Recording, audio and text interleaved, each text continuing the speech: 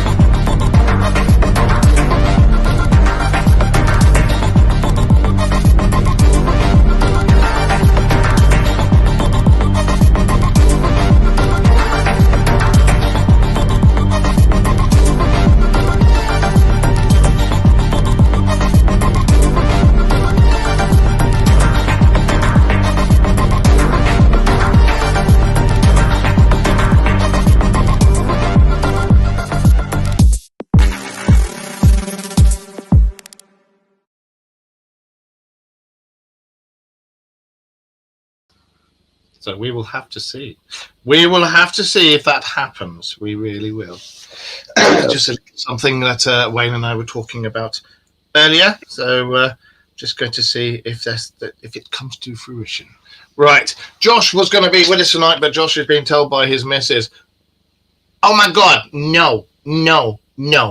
You've got to go and get the boy's haircut." So he's going to get the boy's haircut and sorted out. Something he would have done for football, because his son does.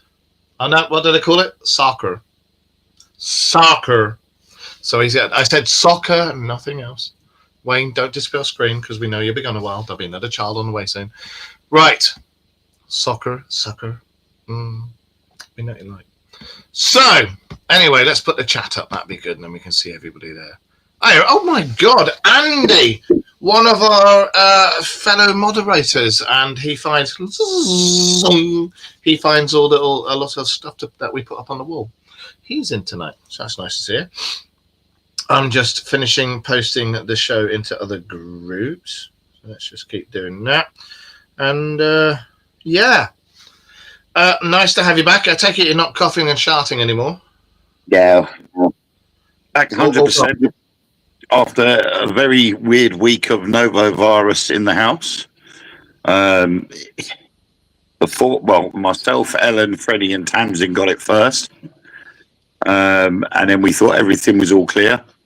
And then Ethan and Chloe come home, and lo and behold, they got it. So all six of us have had it now. So everybody's back to normal now. So they've got it or they've not got it? They're clear now. They had it. They've just come through it now. Right. I tell you what, though, it's a good way to lose weight, isn't it? Just done. Awesome. So, what have you been up to? Let's crack on with this, because like last week, Josh hadn't been on any shows for nearly a year, I think, or just over a year, and he was like, he got proper quiet last week, which was very, very strange. And why the fucking hell are you not watching this, Josh? Because he's getting his hair cut. Yeah. Actually, I was playing Xbox earlier. I was playing Helldivers, and he was on with me because I'm new to the game, so I'm shit at it. And he's like way up in the levels, and he was like helping me go around, and Rachel was sat on the sofa taking the piss out of me and stuff like that. So it was really good fun, actually. And for everybody out there, because I can see we've got a few. Ghost is absolutely fine. Ghost is downstairs eating her dinner. I've got Bob down here. Hang on. We have Bob here, who apparently he thinks he's one of the Halloween toys. So yeah, and we've got Lilo over there. Ghost is absolutely fine. You know, right? I know she was fine because she farted earlier and it wasn't pleasant. So. I'm full of cold and shit again, but I got that from. I was riding you know what a gator is? No. It's like a quad bike. And I was riding a quad bike about at work in the middle of the freezing fucking cold. It's got no doors or anything, towing gas bottles about. Give myself a cold. Yes, you sent me the video, and it's got the Teletubbies on the front of the bonnet. Yeah. I was riding that about. Nobody told me how to wrap up stupidly warm, otherwise you'll catch a cold. So I got massive sore throat and a snot bubble. So it's like, yeah, cheers. So my Taylor, good luck and safe drive to Somerset, is going down to Somerset tomorrow, and I've got a big thick winter security jacket down there. She's going to pick up for me off Becky. Hello, Becky. I hope you're okay. Yeah. So safe journey, Taylor. Hi, Nicola. Hi, Noreen. Hi, Randy. Hi, Things Netherlands. It's nice to see Things Netherlands in here with us tonight. So, last week we were talking about omuahmuah, Atlas 3i, and Swan. Swan's gone very quiet, and even on the dark chatter, Swan's gone very quiet. Atlas 3i, there's been quite a bit happening with that, and I didn't know.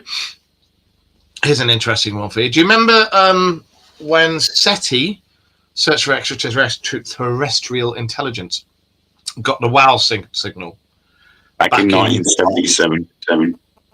I thought it was 78. 77, 78. But yeah. 77 they received it. Right.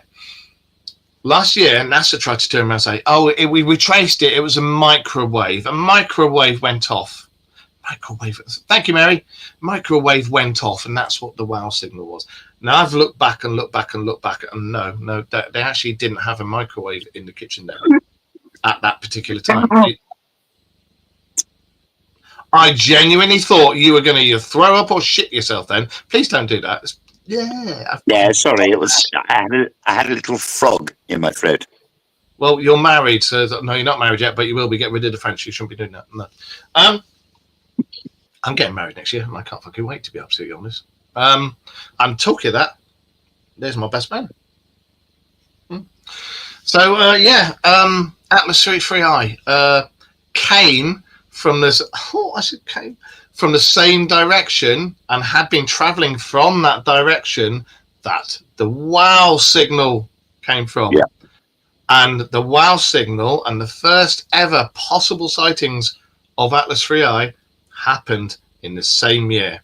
The same year. I was reading a dark thread last night, and that Atlas 3i, they had the first rumors, first utterance of possibly something big headed this way. The same year, same direction. And then the WOW signal. And for those of you who don't know the WOW signal, literally a dude. Huh? Hello, Maureen. Hello, Mary. Thank you very much, Mary. Do you know what? Do you want to tell everybody what the WOW signal is and how it happened? But the WOW signal basically follows on from Apollo with the old gold disc. It was a message that was beamed out into space in the hope that something would receive that signal and send a reply. However, the WOW signal was said to be a reply because it came from a certain constellation, and no one really went to. Sagittarius. Yeah, I think it was Sagittarius. Sagittarius, yeah. But the signal came back, and everybody went, "Oh my god!" And it labelled the WOW signal because the guy that actually deciphered the coding that the message was within just simply put the word "wow" next to it, so it became known as the WOW signal. The only problem now is that we are looking at where we've traced 3i Atlas and where it originated from. It's originated from the same constellation as the WOW signal. However, there is now something slightly different, because some analysts out there are saying that what has been sent, sorry, I had a cough. What has been sent back is instructions on how to decipher the message that we sent out. So they're saying that it all adds up to 100. When you translate it, it goes into binary. It comes to 100. And there is rumours now that they're saying that what it is instructions on how to open the message. Yeah, that's right. But either way, it's originated from that constellation, the same place as 3i Atlas. Yeah, and I think that's pretty cool. And also, the guy who was sat at the Atlas part, the Atlas 3i Atlas stands for Third Intergalactic Visitor, and it was spotted. That's what the 3i is, and the Atlas was the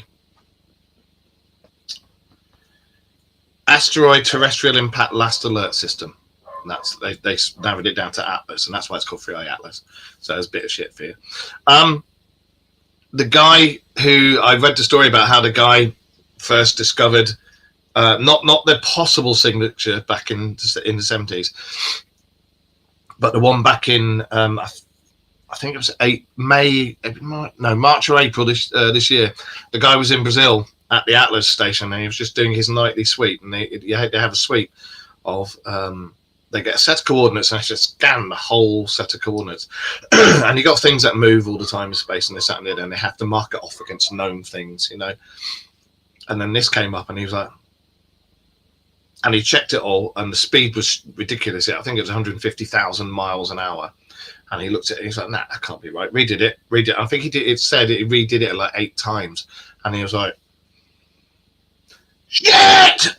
All the panic buttons went off, and everybody got alerted, the military, everything, and they all came out and went, there's something. And then, like I say, it's all gone from there, and then it got traced back to the WOW signal.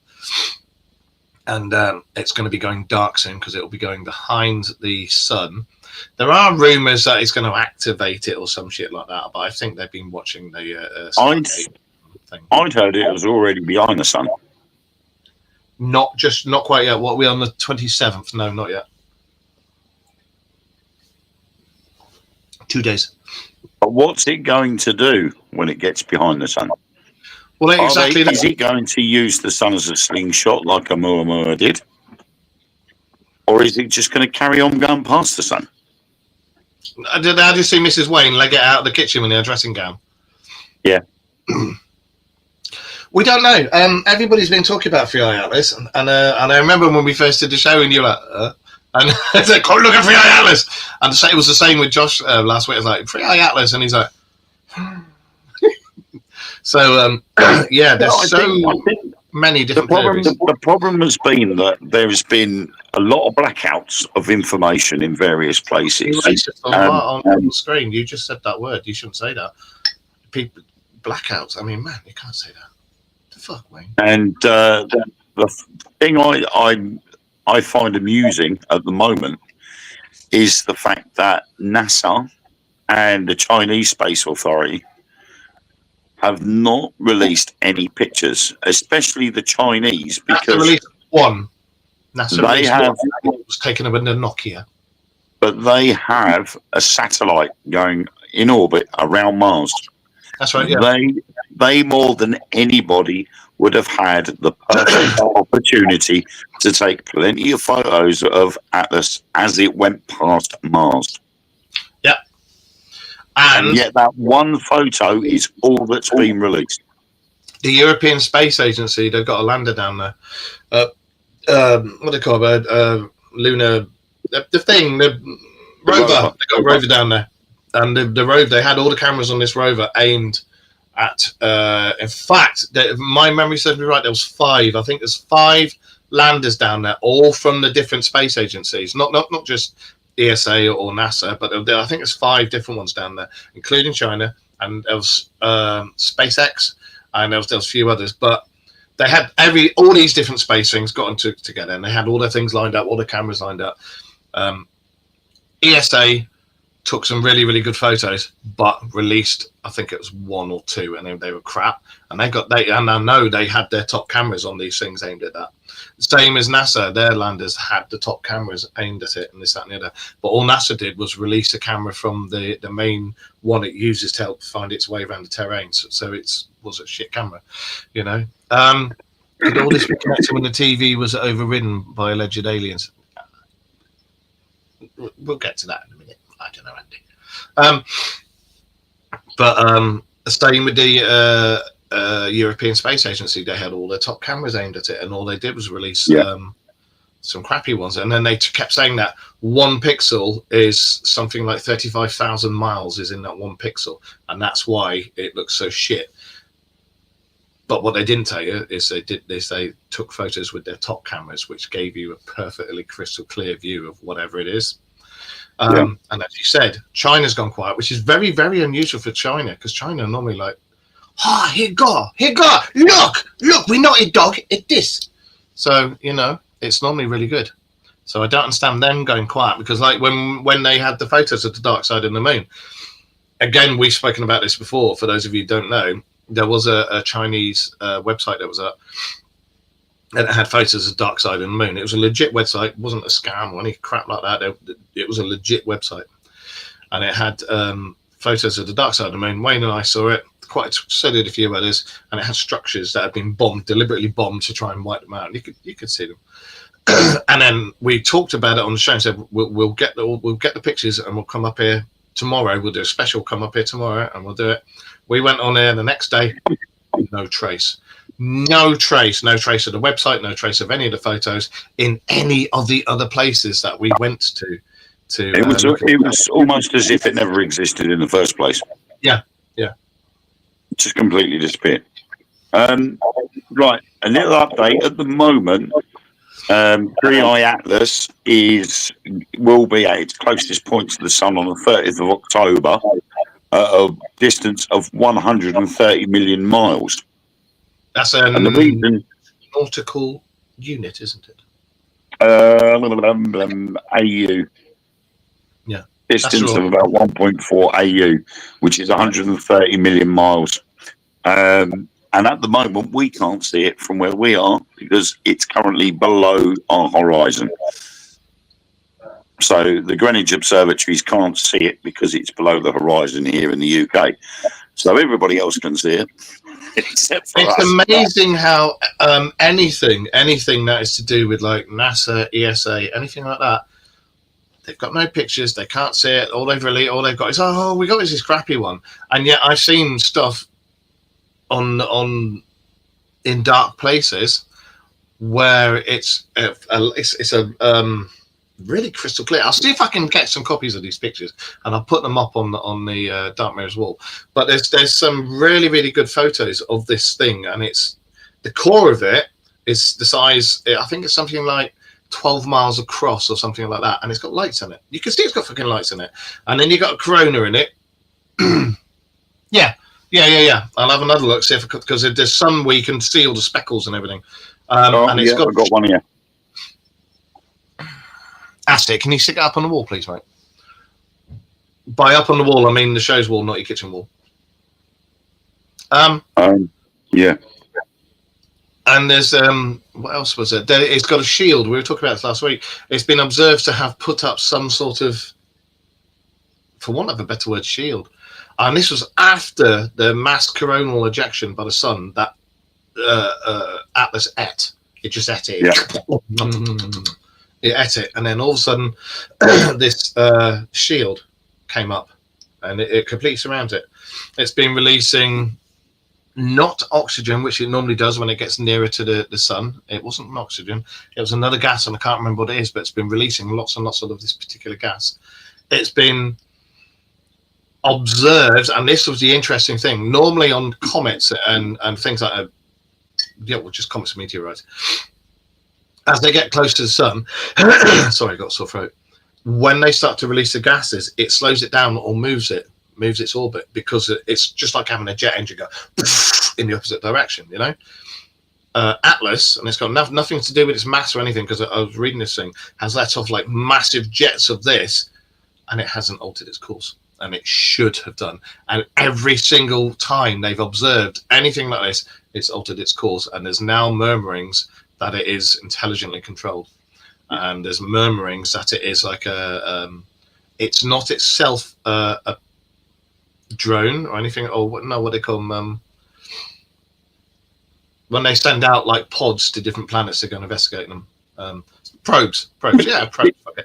Yeah. But they reckon it could be some sort of ship which has probes on it. Maybe not got any aliens on it, but it could be automatic. But they reckon it's going pew, pew, pew, pew, pew.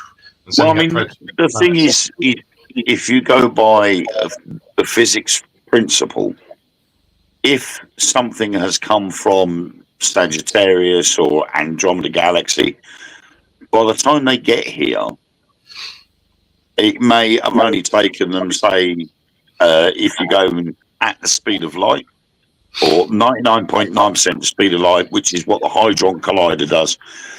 It takes I think it's something like 8 minutes, 23 seconds to get from the sun to here. So if it takes them, say, a day to get from Andromeda to here, that's fine. But by the time they go back, millions of years would have passed. So all the information they'd have collected, by the time they got back, there'd be no one there to give it to. Well, the thing is, and again, this is something I was looking at last night.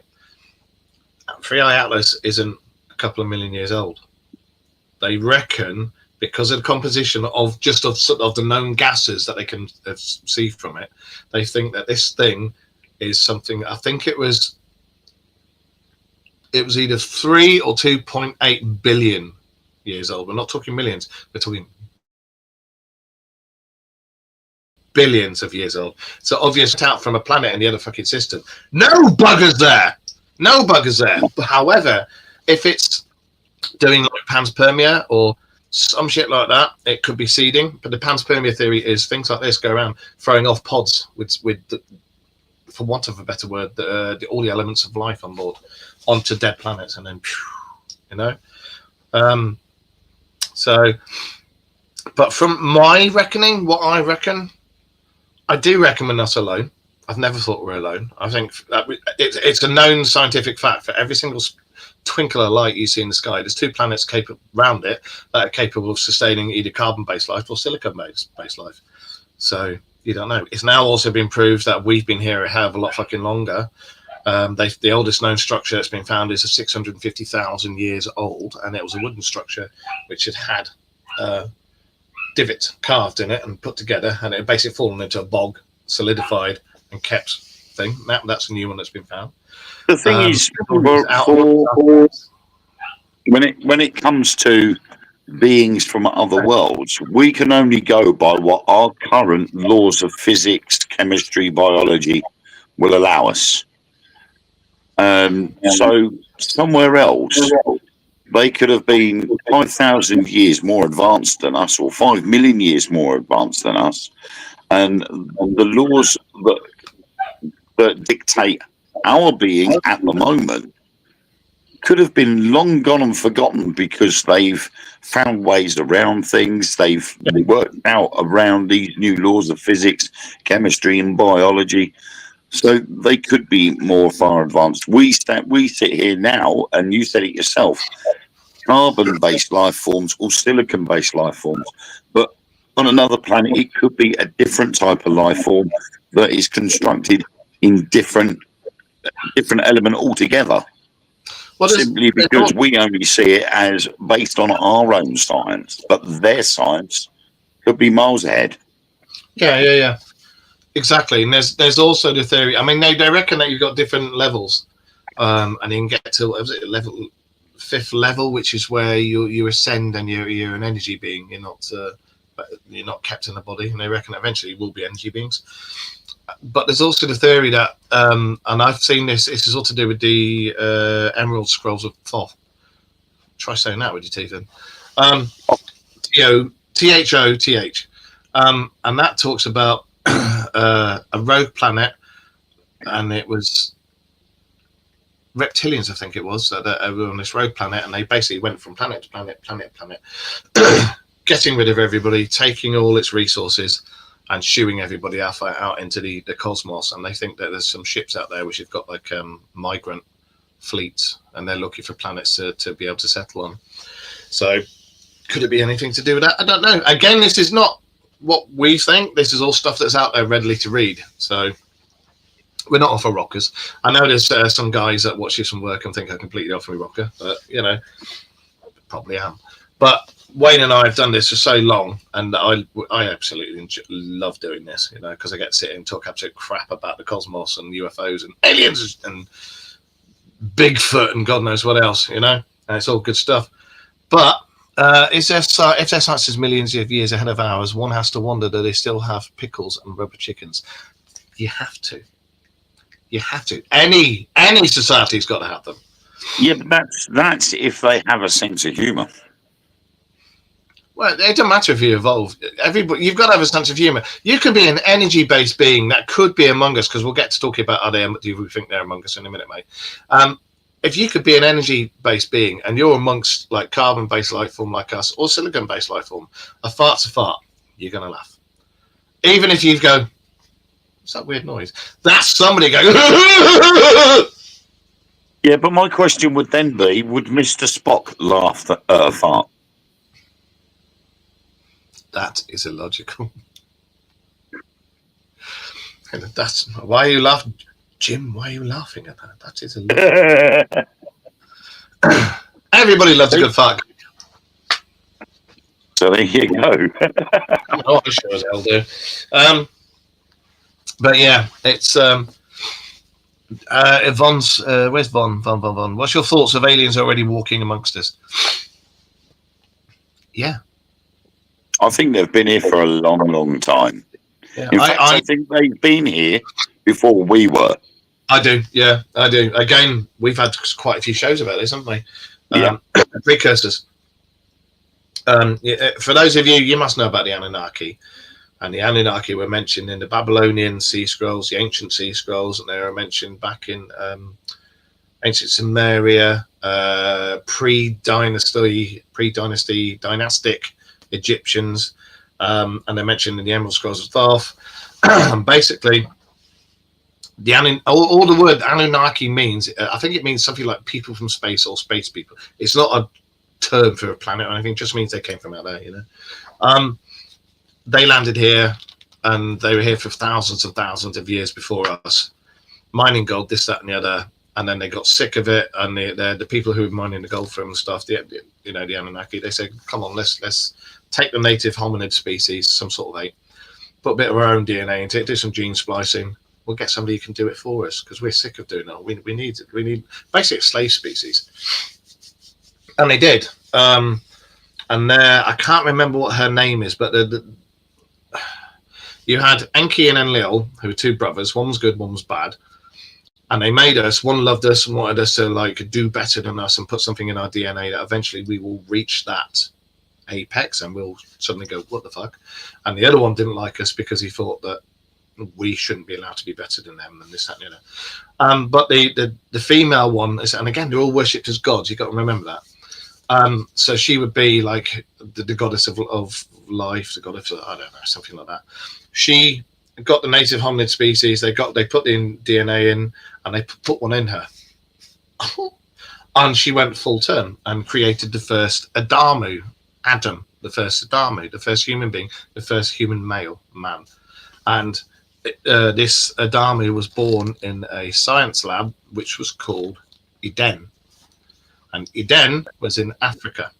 And this is where you get the Bible taking a story about Eden and Adam and Eve and this, that, and the other. And it was just it was a science experiment first, see how it goes, But you have to read these scrolls and look right into it before you suddenly start to understand. And then you see why religion's the way it is. You see why the Bible was made, and then you understand why texts were kicked out of the Bible because it didn't go with I think it was is it the Jewish Torah? Is it the Jewish, their holy books, the Torah, isn't it? Yeah, yes. It's the Jewish faith has the holy book, the Torah.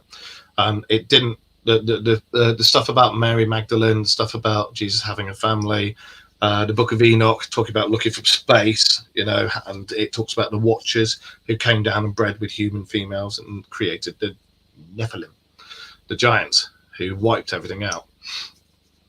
Or could Enoch and the others not have been humans? Could they have been the first humans who were a bit bigger than us? The Watchers came down, bred with the female the humans 0.01, and made the giants. And were the giants us? Because we go around wiping out resources and this, that, and the other, and just being dicks to each other. And that's the legends of the giants. So could they have been us originally? We don't know. I think Enoch was the result of the first experiments. You reckon he was the original Adamu? I don't think he was. I think he is a descendant of the original Adamu. Yeah. Simply because when you look at the scriptures of Enoch, it actually sort of goes more into how it works, and that would be the reasons to why it never ended up in the what we have now as the Bible, because there are so many things there that would give it away. It talks about space. But even when you look at the Bible now, there are subtle hints in the modern day Bible of the Anunnaki and Adamu, and that is the enlightened ones. Yeah, that's right. It's just been rebranded, relabeled, renamed, so it fitted the narrative of the time. Yeah. Greatest story ever told. Yeah, exactly. And it's, when you look at it, and like you say, when you go back to the Emerald Scrolls and all of that, everything is there. It's how you decipher it. But the problem is, and it's like that with people that have the ability to speak to people that have passed, mediumships. Yeah. Being a medium, most children are susceptible to it until they get older with outside interference. The brain isn't. It tends to get stopped. Yeah. But those that continue with it, it keeps on, and the energy's still there. You've still got that ability.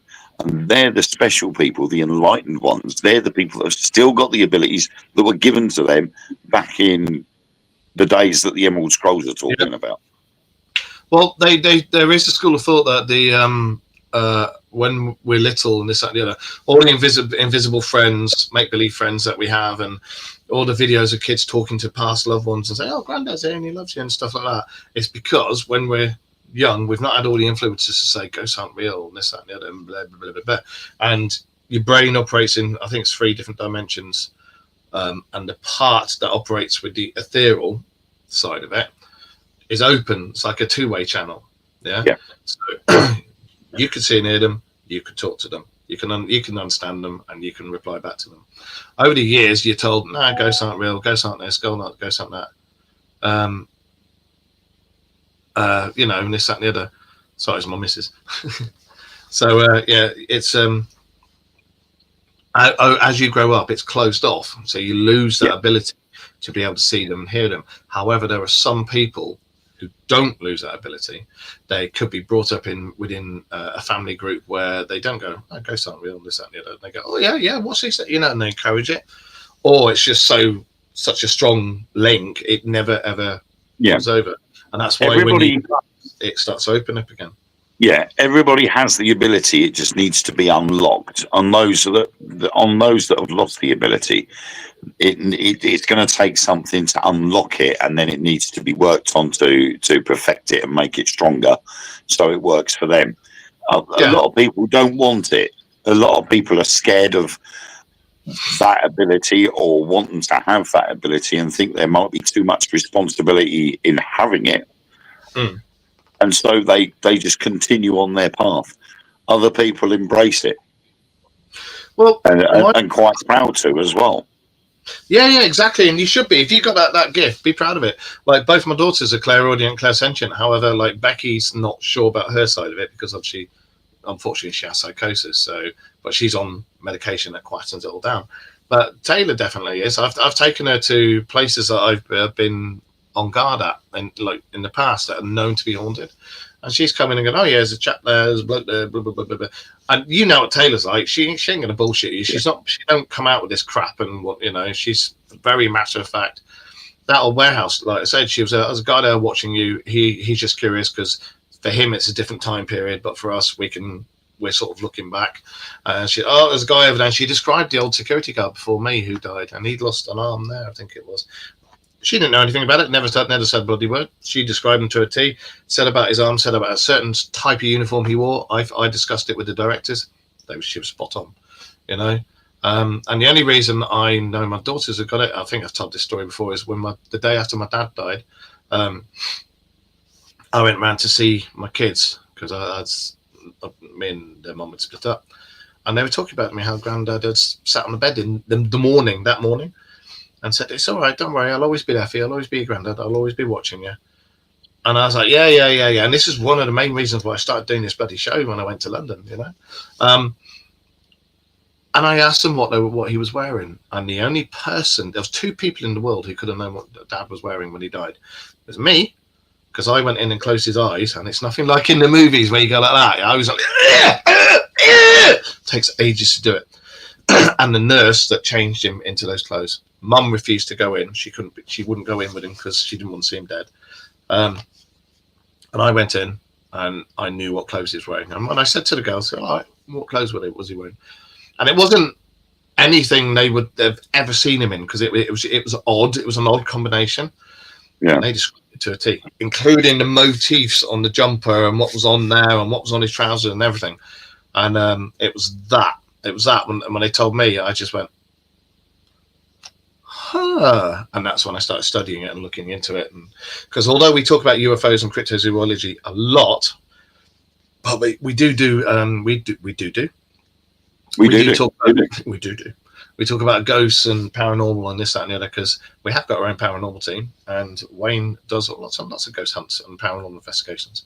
So I don't poo-poo it. I prefer the UFO side and cryptozoology side.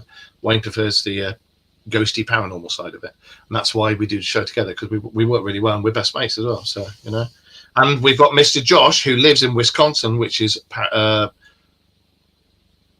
cryptozoology central of the world. It's well known for it. Look at the Beast of Brer Road, because he lives near there. But unfortunately, like I say, he got stage fright last week, didn't you? Didn't he, a big bloody wuss? And normally he's like, and last week he's so what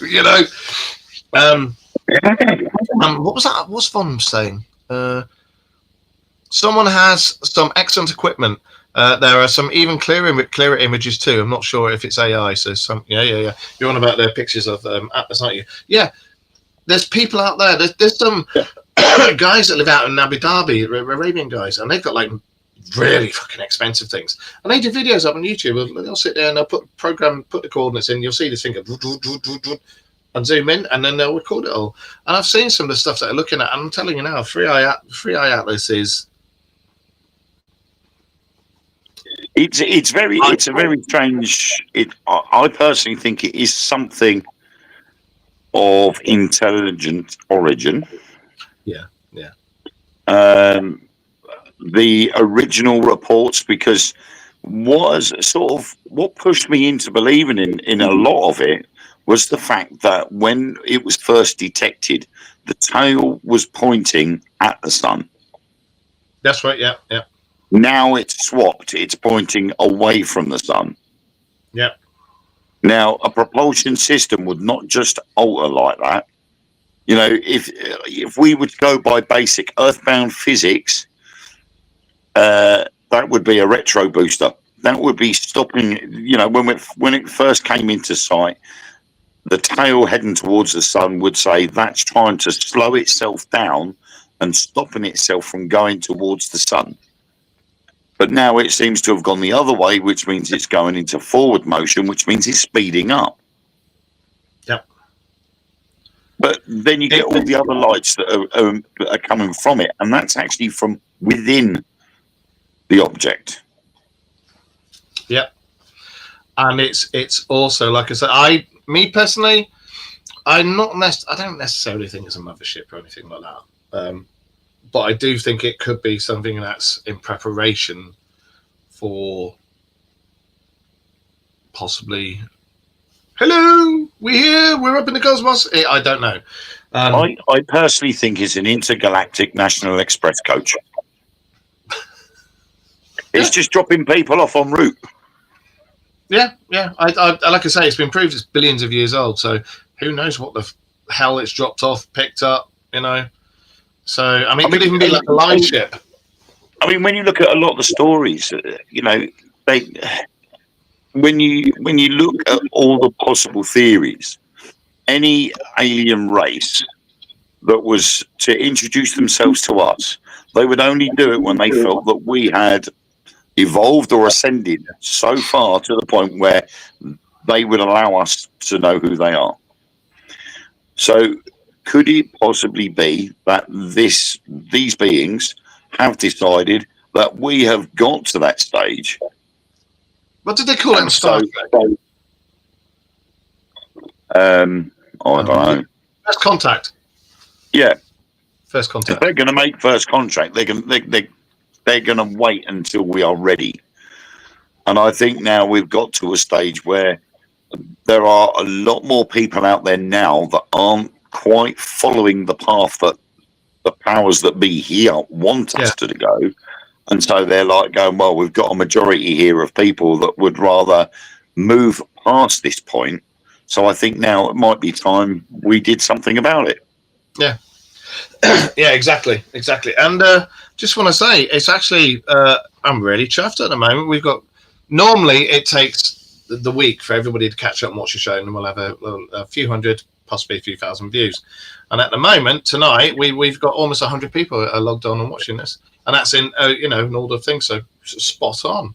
Yeah, although we've only got a few in the chat, we've actually got quite a lot sat there watching us. So, and it would be awesome if you could share it out as well, because obviously we do this because we enjoy doing it, and we'd like more people to experience the information and the show. Yeah, so those of you watching it, please do us a favour, share it out for us, please. But yeah, I've spoken. The thing is, what gets me is I think that our civilization as a whole, and I mean all of mankind, I think we've reached that point now where religion can't keep your mind closed off to beings from other planets anymore. The government can't do it. The Bobberments can't do it.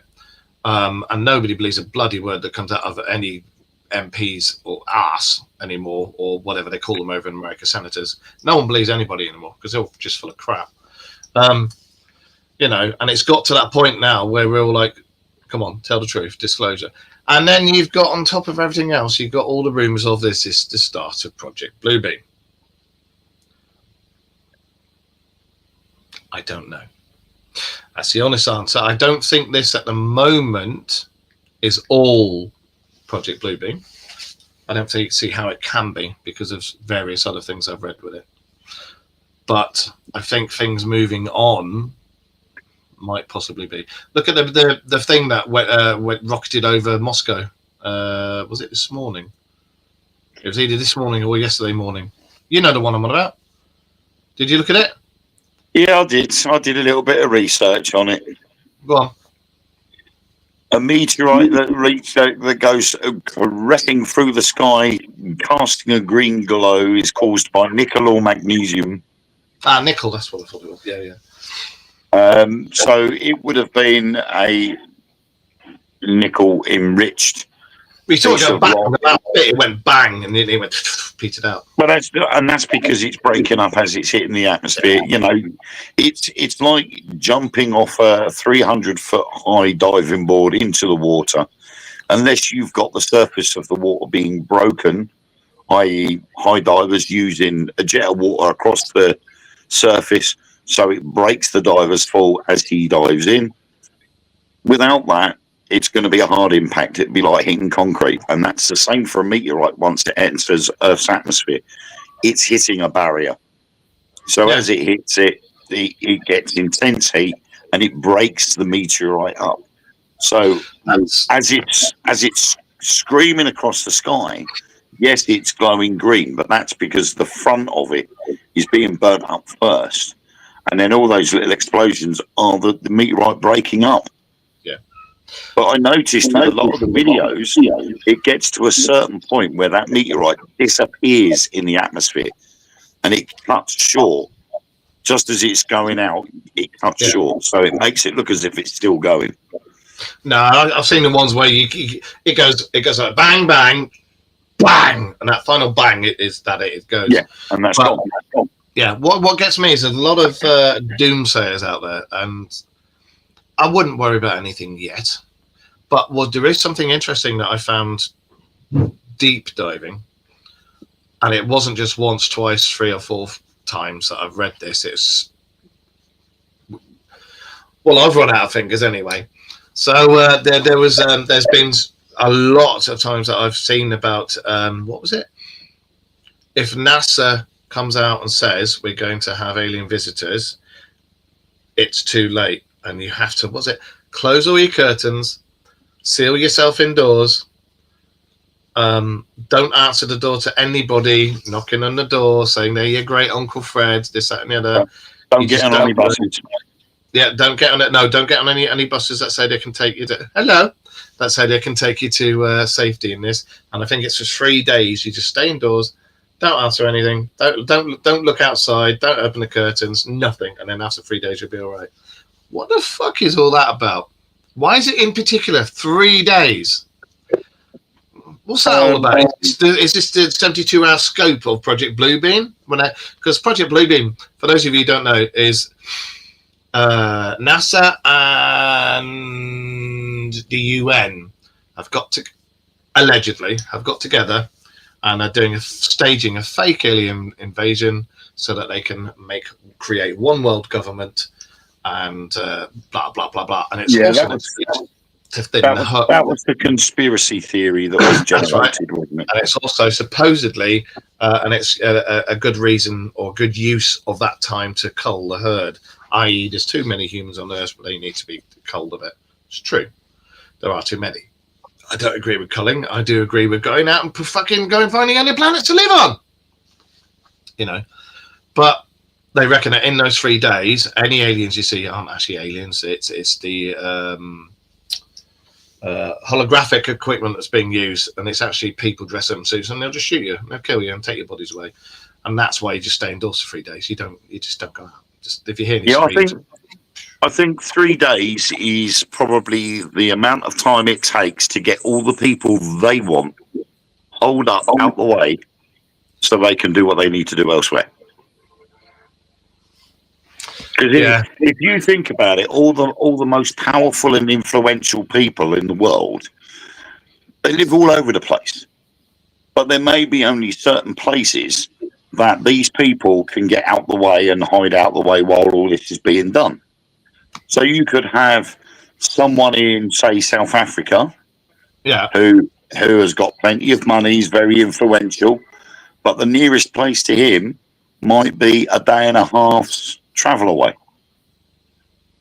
Yeah. So it could be that 3 days is the amount of time it takes for them to get the people they want out of the way while they do what else needs to be done.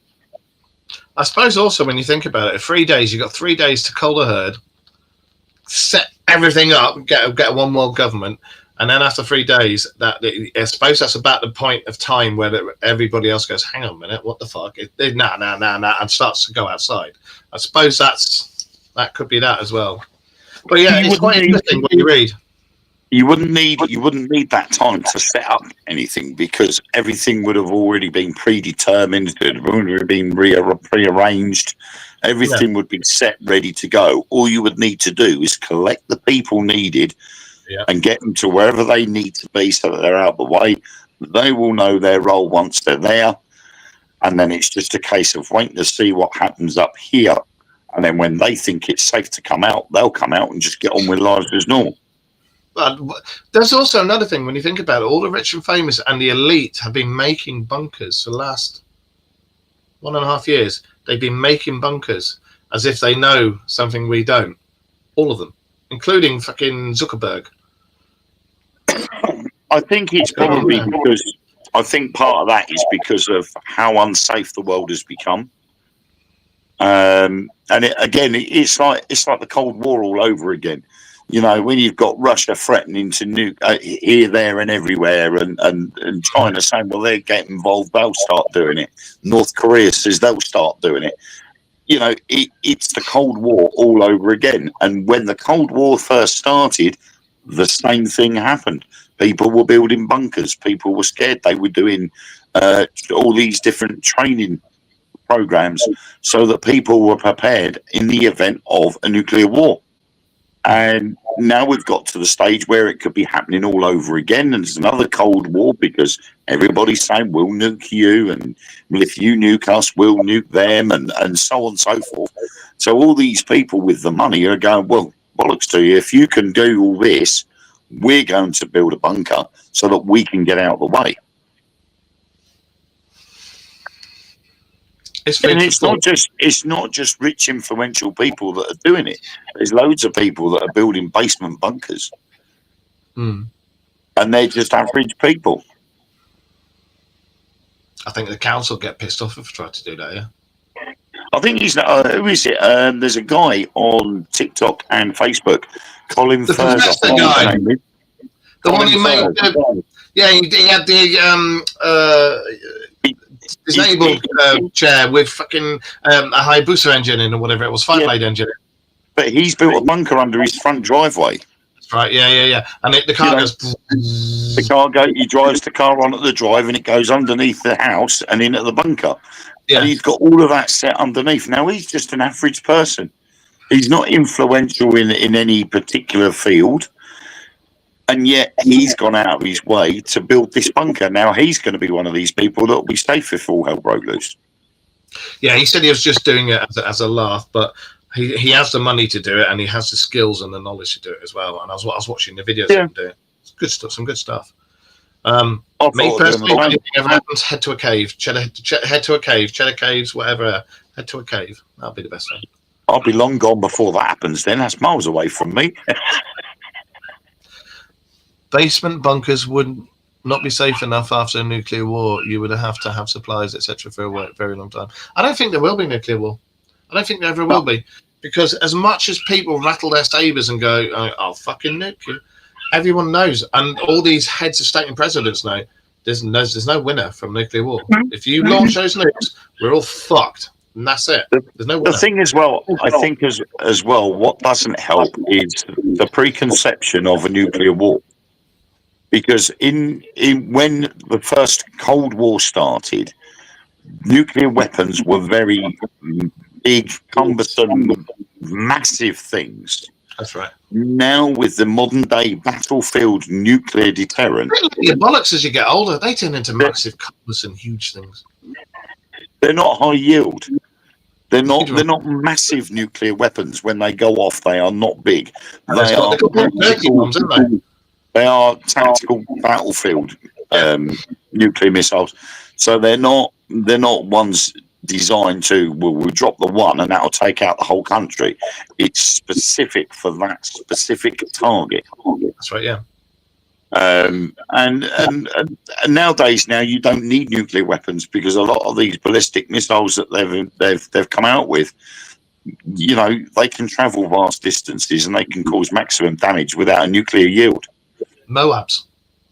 Exactly. They're huge. They're very, very huge when they go off. And yeah, if there ever is a nuclear war, whoever did it's a fucking idiot. But I don't think there will be, because, like I say, all these heads of states and presidents, everyone who rattles their sabers and flexes and says, "I've got X amount of nukes and I will," you won't. All you're doing is mouthing off and running your mouth, because you know it keeps everybody in line when you do that. But all of them, every single country that says they're going to do it, all know there are no winners. There are no winners, and every single person's fucked.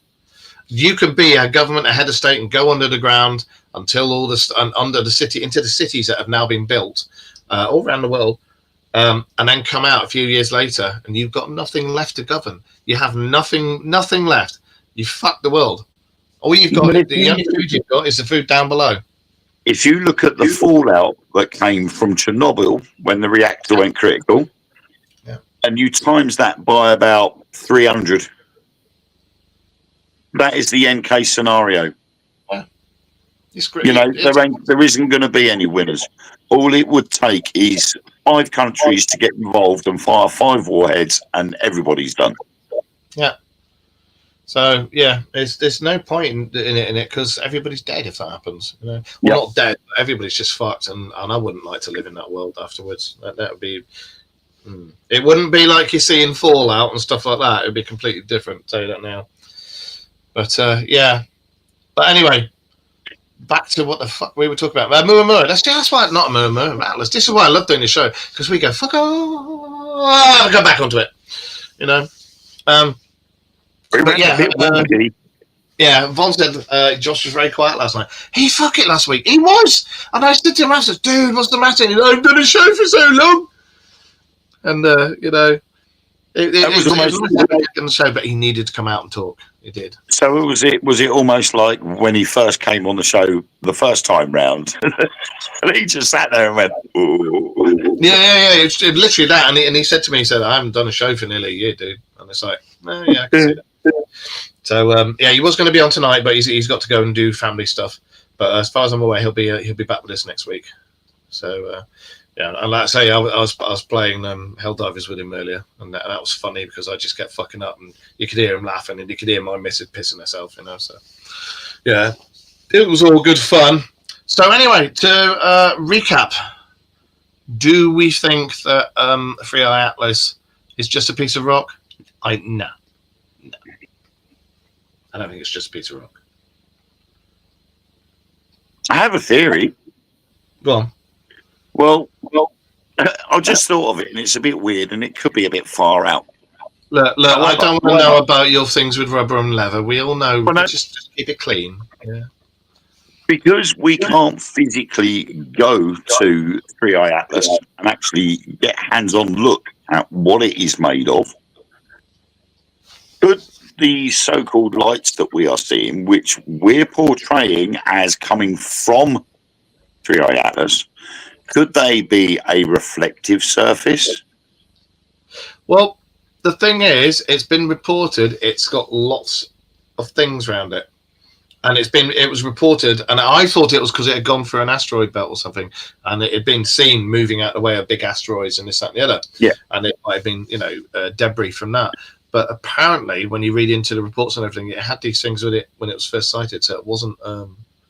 Yeah, but what I mean is, could it be a chunk of rock with massive diamonds or quartz crystals around it, and the lights we're seeing are reflections from the sun's light? Well, it could be, and if it was, I mean, the thing is, I'm going to tell you now. They know what it is. The Bobbermans know what it is. We've got stuff up there watching it now that the Bobbermans will never tell you about, and I know we have, and they've got stuff up there now watching it closely. They know what it is. I don't think it's made out of diamonds and stuff like that, because if it was, they would have gone, do you know what, it's got some really good resources on it, we're going to go and do something. But then I can throw a spanner in the works. Ow. Because the chance, how are we going to get to it to mine those resources? We're not. Well, the thing is, we already have Space Force. They say we haven't. We have. We have got Space Force, and we have got vessels capable of mining. The problem there is, would you commit Space Force to going to 3i Atlas to mine resources that really we may not necessarily really need, apart from allow the rich to get richer? We're talking about the rich who own and run space. Of course they fucking would. But the thing is that it's getting there. It's getting the resources and it's bringing them back. None of us will ever see those resources. No, of course we won't. But could it be that what we are being told about all of these different things, like it's emitting light, it's course changing, the tail has gone from the front to the back, unless we physically see that proof, are we going with what we are being told by all these different sources, again, because of their narrative? Well, are we being pulled in to this Project Bluebeam? See, the thing is that's a good point, because it's very easy to get sucked in and pulled in by people bullshit, and putting out a false narrative and putting out YouTubers out there who report on false bullshit and stuff when they've been paid off. However, the thing about the jets that have been coming off it that aren't pushing it, altering its course or anything, that didn't come from anything mainstream, anything to do with military. This was a deep, and it wasn't a story. It was a proper observation. I mean, could it be? I mean, I just like to look at the science behind certain things, and as a block of ice or block of rock with ice in it warms up. No, I know. That's what I said earlier. It should be that, but it's not, apparently. as it's skimming past Mars, it's warming up, and this pocket of gas has ruptured, and it's made it course change because it's a plume of gas that's acted like a booster, and it could have course changed through that. But how would it do it to avoid every single thing, though? That's just it. Well, again, this is why I look at all possible theories, because obviously, the way I'm seeing it is there is something is not right with this object. Whatever it is, something's not right. And to go down a natural route, I don't think that's the case.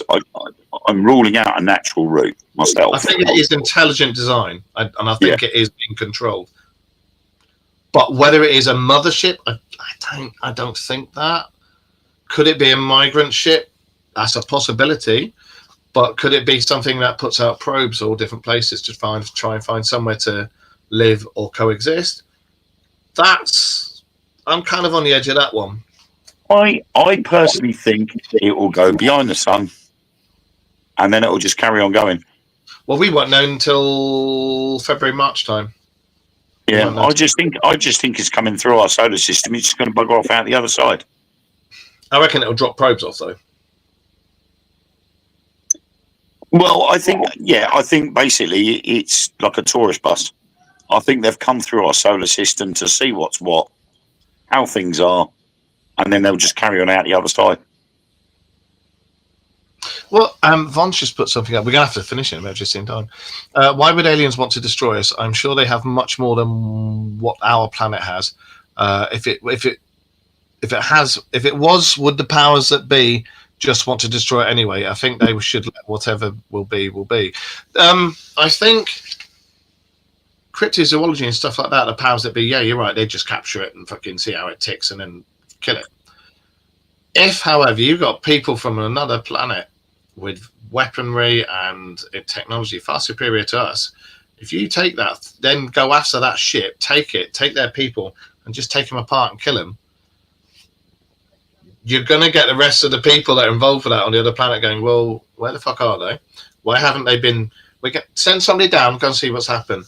And then somebody goes down, sees what happened, reports back, say, you'll never know what they did to poor old Malcolm right up the arse.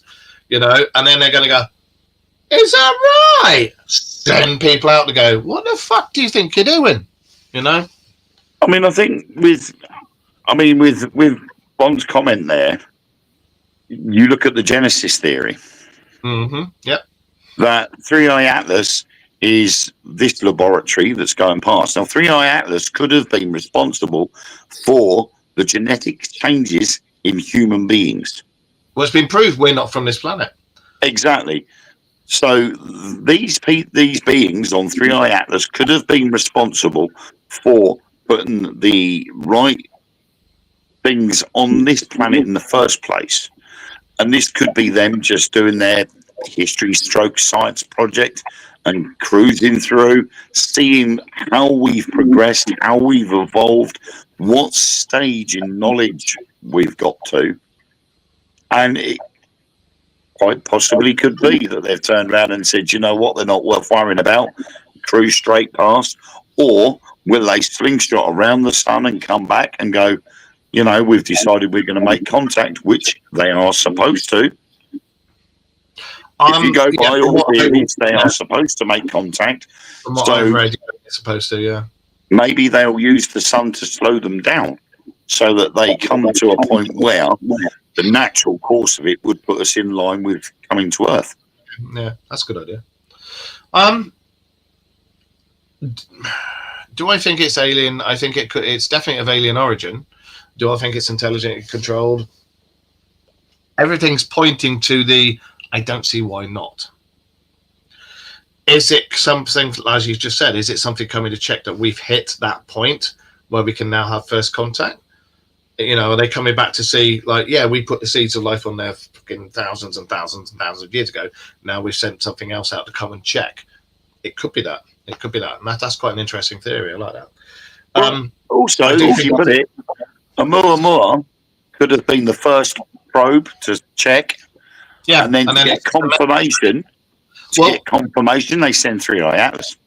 Funnily enough, when omuahmuah went through, transmissions were red coming off it. Do you remember? There was transmissions red coming off it and being shot out in the direction that 3i Atlas came from. So, and also 3i Atlas, hang on, 3i Atlas has done the same thing, shot out transmissions in the direction of the Swan one. And the omuahmuah slingshotted around the sun and went back the way it came. Yeah, exactly. So I think watch the skies. I do think watch the skies. And I've said before to everybody, if you see anything, film it, photograph it, send it to us at the Dark Mirror Radio to the Dark Mirror Radio Show at yahoo.co.uk. Send us an email or get hold of us on Facebook. Send us a message, or go to our Instagram, our TikTok, our Twitter, anything. Just go there, send us a message, get hold of us, and we'll have a look into it. We really will, because I'm keeping a close eye on 3i Atlas. Sorry, I got a hold of myself. He gets a hold of himself regularly every night because Ellen just keeps saying, "No, Wayne, stop it." So. Oh, bless you. No, she doesn't. They're trying for another kid or 5. I don't know. Anyway, look at that face. Bless him. Look. Thought I'd frozen then, didn't you? Yeah, I didn't know they had sent transmission from the same. Yeah. 3i Atlas. omuahmuah went past, and it was observed sending out transmissions, and just as it slingshot, it did a massive burst and sent loads of things out, all in the same direction, and then it went back the way it came. 3i Atlas has been observed sending transmissions. They're called fast burst transmissions as well, and some of them have been going towards the Virgo. The part of space, the constellation of Virgo, has been sending stuff out there as well. And Virgo, funnily enough, is where the big one, Swan, is. So again, this is 3 things from 3 different parts of space that go ba-doo, ba-doo, ba-doo, and I think they're talking to each other. So do I think they're here to end our doom? No, to spell our doom? No, I don't. I really, really don't, because as Yvonne said earlier, they've obviously got other planets or other resources, and they've got technology far in advance for us. Why would they want to fuck us up? We're no threat, They could, if they want to come take over, peaceful. Don't exactly. I mean, anything that's 500 years more advanced than us wouldn't see us as a threat. No. And this thing's thousands, millions, billions of years older than us. Yeah. So and on that note, I've just had a missed call from Mr. Fredbat. Give him a call back in a minute. I'll ring him later. He's left a voicemail, so I'll listen to it later. On that note, I think we keep a close watch on Atlas and anything else that's coming, and we'll just keep watching space. We'll keep reporting about it, and I'm going to have a look and have a chat with Josh throughout the week, see if there's been anything happening in the cryptozoology side of things. But we'll certainly be back next week, 9:30, on here with more stuff, more jokes, more Mickey taking, and more facts. So, as I say, if you've got anything you'd like us to talk about, or any pictures you've taken, or anything you've seen, send it to us at the Dark Mirror Radio Show at Yahoo. Is it .com or .co.uk? I can never bloody remember. It's .com, I think. Email us at the Dark Mirror Radio Show. Where is it? The Dark is coming up. It's coming up. Yahoo.co.uk. .co.uk. There it is. There it is. The Dark Mirror Radio Show at yahoo.co.uk. Send it to us there. Great show, guy. Missed it loads. Thank you, mate. You can always watch it on catch up. Lots of people do. They always watch it on catch up. Brown sauce, but See, I don't. Brown sauce just makes me fart. And I tell you what, I work with somebody. I won't mention his name, but anybody who's watching this who I work with will know exactly who I'm about. And he farts like an absolute fucking demon when you're in the gatehouse. And he lets rip, and I have to walk out sometimes. I have to go out the other side of the door and go, no. You, sir, there's something wrong with you. And he lets brown sauce. So, yeah. Great show, Wendy Mark. Made a nice change to watch you when you're live. Thank you. See what you missed out on. So anyway, yeah, we'll see you next week, 9:30, same place, same channel, and it's goodbye from him. And it's goodbye from him. We'll see you all next week. Let's play you out with some plinky music. Right, let's end this. See you next Monday. Happy night. Bye.